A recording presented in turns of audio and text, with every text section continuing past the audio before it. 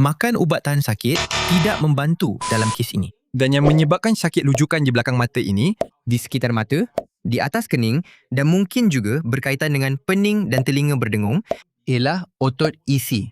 Senaman ini membantu otot mula untuk rileks. Ia adalah sejenis persediaan supaya kita dapat menyahaktifkan titik pencetus dengan cara yang lebih selamat dan kurang menyakitkan. Selain itu, senaman ini juga membantu memperbaiki peredaran darah dan sudah mula melonggarkan fascia. ia adalah urutan lingan, urutan lembut. ECO. Di sini, belakang telinga. Biar saya ambil monitor saya untuk tengok sama ada anda boleh nampak dengan jelas. ECO bermula di sini, belakang telinga dan turun sampai ke permulaan tulang dada. Jadi, inilah laluannya. Bahagian ini yang kita akan urut. Pegang dari depan dan belakang. Penting untuk anda sentiasa gunakan tangan dari sebelah yang bertentangan. Ia jadi lebih mudah untuk kita kawal. Okey?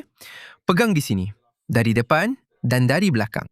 Anda akan tolak dan tarik otot ini tanpa menekan, tanpa memaksa. Buat seperti anda sedang mengayun-ayunkan otot itu. Tolak dan tarik dengan rentak yang paling selesa dan menyenangkan yang anda boleh lakukan.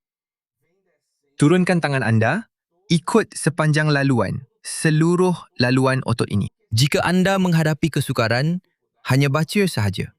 Ingat di mana ia bermula dan berakhir dan ikut arah itu. Naik ke atas, turun ke bawah, tanpa tergesa-gesa. Okey?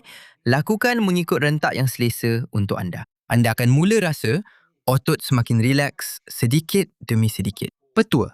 Jika anda menghadapi kesukaran, anda boleh lakukan senaman ini sambil berbaring. Lihatlah. Urut perlahan-lahan.